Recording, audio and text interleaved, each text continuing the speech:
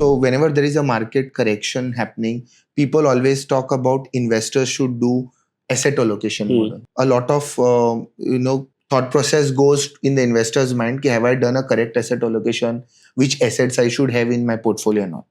So in the recent terms, a very good category in the hybrid space has come up, which is a multi-asset allocation funds, which you also have in your product basket.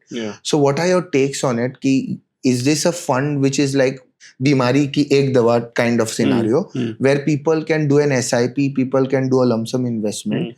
So how do you take it? Do you need anything else other than a multi-asset fund? See, a multi-asset fund cannot be सब मर्ज की एक दवा. The reason being that सबसे बड़ा मर्ज जो बीमारी है लोगों को वो है कि उनको highest return. Now what happens is that there are many people who want very high returns. Then of course they have to be fully into equity. And there's nothing wrong with it. I think equity can give you the higher returns. But for people by and large, in our country, there is a huge amount of money which is lying in fixed deposits or in traditional instruments. There are many people who don't want to take risk. There are many people who cannot tolerate, if they put 100 rupees, they cannot tolerate that the 100 remains at 80, 85 for any substantial period of time. So most people, they want two things, that when they enter the equity, they want a very smooth entry point. They don't like it that, you put 100 and then it becomes 80 or 85.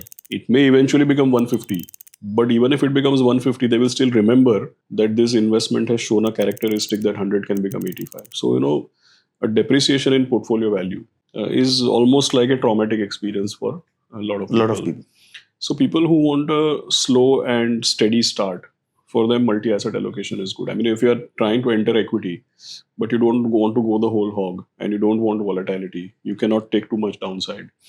Of course, even multi-asset funds have equity, so they can, in our case, the average equity is 25-30%. The average gold is about 19-20%. So what will happen is even we do have equity and temporarily the NAV can go down. But given that predominant amount of money is fixed income, real estate investment trusts, gold, silver arbitrage, these kinds of things, the NAV wouldn't fall as much as an equity fund.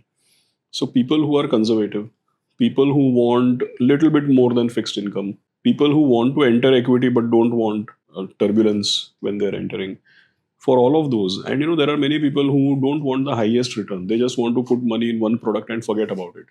And they're happy if it keeps giving them a couple of percentage more than fixed income products. So for public by and large, the way we manage multi-asset, it's a good proposition. But there'll be people who can take more risk, who want to put their money for higher return. For them, of course, they need more equity-oriented products.